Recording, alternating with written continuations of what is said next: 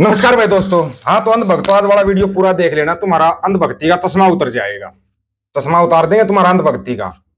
पहले ट्रंप के लिए हवन यज्ञ किया, फिर ट्रंप के खिलाफ हवन यज्ञ किया है। दशहरे पे ट्रंप का पुतला जलाया तुमने, लेकिन अब तुम्हारे को दिक्कत आएगी क्योंकि तुम्हारा प्याऊ प्याऊ ट्रंप से मिलने जा रहा है और वो ऐसे मिलने के लिए नहीं बुला रहा है। इस बात का आप लोगों को पता होना चाहिए। यहां पर न्यूज में क्या दिखाया जाता है भाई, पीएम मोदी को राष्ट्रपति ट्रंप से मिला न्योता। शाबाश। गाजा पीस समिट में होंगे शामिल, बहुत बढ़िया। अंधभगत कहां जाएंगे फिर? सबसे बड़ी बात तो ये ना, अंधभगत कहां जाएं बताओ। अंधभगत बेचारे की करें, गोबर मूत्र पी मरे। अब तो कुछ तो करना पड़ेगा तुम्हारे को। दूसरी तरफ कनाडा का नया इमिग्रेशन बिल C12 लागू, अंधभक्तों को और बड़ा झटका, और बड़ा अंधभक्तों के लिए झटका। तीसरी बात जो तुम्हारी है ना, मंडिया और मंडियों के दलाल है कौन है, क्या नाम है उसका, अंजना ओम कश्यप। पंजाब में केस दर्ज, इसलिए पंजाब से तुम्हारे को दिक्कत आती है। पंजाब में केस दर्ज, वाल्मीकि समाज ने लगाए आरोप। अब तुम्हारी बात करते हैं, तुम्हारा जो एक चाणक्य बोलते हो तुम, उसको चाणक्य ही है ना तुम्हारा रक्षा मंत्री, गृह मंत्री चाणक्य। उसने हाथ खड़े कर दिए कि मेरे बस की नहीं है सुरक्षा करना। फिर छोड़ दो मेरे भाई, कुर्सी है, क्यों चिपके बैठे? खुद बोल रहा है, तुम मना नहीं कर सकते। पार्लियामेंट में विशेषकर तृणमूल कांग्रेस और कांग्रेस की सांसद मुझ पर आरोप करते हैं कि चलो पहले जो हुआ वो हुआ, अभी हो रही है या नहीं हो रही है। मैंने कहा अभी भी हो रही है। तुमने कहा तो बात घुसपैठ की है, क्योंकि घुसपैठ का बहुत बड़ा मुद्दा उठा हुआ। देखना कैसे कबूल कैसे करता है ये बीएसएफ आर्मी पर आरोप लगा के। जिम्मेदारी किसकी है? बीएसएफ किसकी है? आपकी जिम्मेदारी है। देखो मेरी जिम्मेदारी है भाई, मगर एक बार देश की सीमा देख कर आओ। सिर्फ बांग्लादेश के सीमा पर कई सारे झरने, महासागर जैसी नदियां।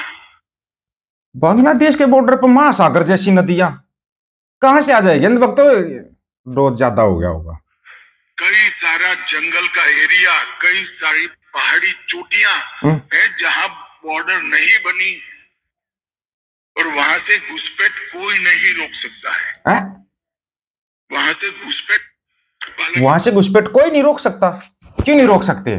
श्रीमान जी, आपने कभी JNK का एरिया जाके देखा है क्या? पहाड़ी एरिया देखा कभी? कितने जंगल, पहाड़, नदियां, झरने, कितना कुछ होता है। JNK वाले एरिया की बात करते हैं हम, देखा कभी? छोड़ो ना, बांग्लादेश वाला भी नहीं देखा होगा, बस कागजों में देख के बोल रहे होगे। ग्राउंड पे जाकर देखना, सांसें फूल जाएंगी। जब वहां से रोक सकते हैं तो बांग्लादेश के बॉर्डर से क्यों नहीं रोक सकते? कम से कम भर्तियां तो खोलो, परमानेंट भर्ती करो। ये बनाकर तो अग्निवीर बिठा दिए, ये कहां से रोकेंगे? कहां से रोकेंगे? ये इनसे नहीं रुक पाएगा कुछ भी। अब आते हैं भाई, तुम्हारे प्याऊ प्याऊ को इनविटेशन मिल गया भाई, बड़ी खुशी की बात है। ट्रंप साहब के पास जाना, लेकिन ये याद रखना, और ट्रंप साहब जो सवाल जवाब करेंगे ना, उसका तुम्हारे को बड़ा दिक्कत होगा।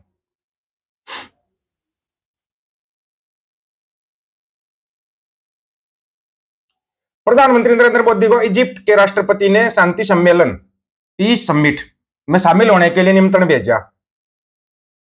रिपोर्ट के मुताबिक अमेरिका और इजिप्ट की ओर से प्रधानमंत्री मोदी को निमंत्रण अंतिम समय में मिला है। सबसे लास्ट में जब कोई नहीं था ना, तो बोला चलो दे देते हैं, उसको ही बुला लेते हैं एक बार। इस सम्मेलन का आयोजन 13 अक्टूबर यानी कि आज होने जा रहा है। अब अगर वहां जाओगे तो वहां पर ट्रंप साहब मिलेंगे तो आपको पता ही है।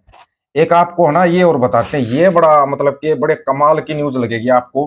क्यों ये लोग मतलब कि पंजाब की बाढ़ दिखा देते, फिर मान मंडिया के दलाल लोग, वो बाढ़ तो दिखाई नहीं।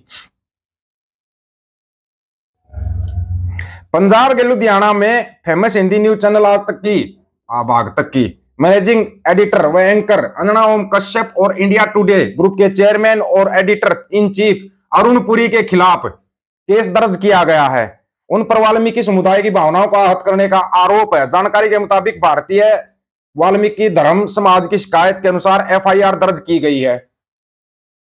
FIR में आरोप लगाया कि अंजना ओम कश्यप ने प्राचीन संत वाल्मीकि को लेकर अभद्र टिप्पणी की थी। भाई इसका इलाज करो, फिर वाल्मीकि समाज को करना चाहिए। अभद्र टिप्पणी कैसे कर सकता कोई? उनका यह शो चैनल के आधिकारिक सोशल मीडिया पेज पर प्रसारित किया गया था। वाल्मीकि धर्म समाज ने उनकी टिप्पणी को अपमानजनक बताते हुए पूरे समुदाय की भावनाओं को ठेस पहुंचाने की बात कही। संगठन ने राष्ट्रीय स्तर पर मुद्दा उठाने और प्रदर्शन करने की भी धमकी दी। धमकी मत दो, प्रदर्शन मत करो, कार्रवाई करवा दो इसके ऊपर, सीधी कार्रवाई होनी चाहिए। इनको अगर एक बार छोड़ दिया ना, अब तुम अगले झटके के लिए तैयार हो जाओ। कर्नाटक की विदेश मंत्री है ना, या इंडिया आई हुई, पता तो होगा ना? नहीं पता होगा, अभी लग जाएगा। वो C12 कौन सा नियम लागू कर दिया इन्होंने? कर्नाटक का नया इमिग्रेशन बिल C12 लागू, अवैध प्रवास और तस्करी पर लगेगी रोक। भारतीयों पर क्या असर पड़ेगा भाई? भारतीयों पर असर भाई फिर गलत हो जाएगा ये तो। कर्नाटक सरकार ने बिल C12 का नया संस्करण पेश किया, जिसका नाम है स्ट्रेचिंग कनाडाज इमिग्रेशन सिस्टम एक्ट। इस कानून का उद्देश्य सीमा नियंत्रण को कड़ा करना, गैर कानूनी गतिविधियों को रोक लगाना और इमिग्रेशन सिस्टम को पारदर्शी बनाना। इसमें तो फिर एक भी अंधभगत नहीं जा पाएगा भाई। सरकार का कहना है कि इसमें अवैध फेंटालिन की तस्करी, मनी लॉन्ड्रिंग और सीमा पर अपराधों पर रोक लगेगी। हालांकि कनाडा ने पहले से यह रहे भारतीय स्थायी निवासियों पर इसका असर नहीं पड़ेगा, लेकिन आश्रय मांगने वालों के लिए हालात सख्त होने वाले हैं कनाडा के अंदर। इस कानून में क्या क्या है पता आप लोगों को? पता होना चाहिए कनाडा में हो तो। 14 जून 2020 के बाद कनाडा पहुंचा है कोई व्यक्ति, 1 साल से अधिक समय बाद आश्रय का दावा करता है तो उसका आवेदन इमिग्रेशन पर रिफ्यूजी बोर्ड ऑफ कनाडा को नहीं भेजा जाएगा। यह नियम सभी पर लागू होगा, चाहे वह छात्र हो, स्थायी वीजा धारक हो या कोई अन्य व्यक्ति, भले ही वह कनाडा छोड़कर वापस आया हो। अगर वापस कनाडा भी गया है तो। अब यहां पर इनके लिए एक बड़ी समस्या हो रहा है भाई। बड़ी समस्या पता है क्या? कनाडा ने ना इनका जो ये राष्ट्रवादी जो इनका वो है ना, एक एजेंडा है इनका, राष्ट्रवादी एजेंडा, चिंटू मिंटू राष्ट्र का, तो उनके ऊपर विशेष नजर रख दी। यहां पर देशभक्त संगठन है इनका, वहां पर आतंकवादी संगठन है। समझ गए होगा ना जिस संगठन की बात की जा रही हो, आपका देशभक्त संगठन है, वहां आतंकवादी संगठन है। कनाडा में, अमेरिका में, ऑस्ट्रेलिया में, और तो छोड़िए आप जापान में भी, और अब तो इंडिया में ही हालत माड़े हो गए तुम्हारे। इंडिया में ही नहीं तो दिलवा दो बेचारे को इंसाफ भाई, है उसको इंसाफ तो दिलवा दो बेचारे को। वो इंसाफ के इंतजार में बैठा क्या दुनिया से चला गया इंसाफ के इंतजार में? 23 साल के सॉफ्टवेयर इंजीनियर ने दी जान, इंस्टाग्राम पर सुसाइड नोट लाया भूचाल। बचपन में किया कई बार मेरा रेप, RSS वालों से दोस्ती मत करना। तो यहां तो यार ऐसे कैसे राष्ट्रवादी? पोस्ट में आनंदू ने खुलासा किया कि जब वह सिर्फ 3-4 साल के थे तभी पड़ोसी NM नाम के एक व्यक्ति जो RSS का सक्रिय कार्यकर्ता था ने उन पर यौन शोषण शुरू कर दिया।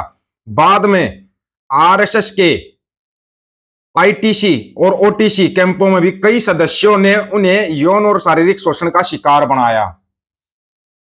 इतना बड़ा राष्ट्रवादी संगठन और ये कारनामे, आदमी आदमी से प्यार करते हैं। 377 टम्पू, और क्या करेंगे ये? ऐसे ही काम करेंगे ये।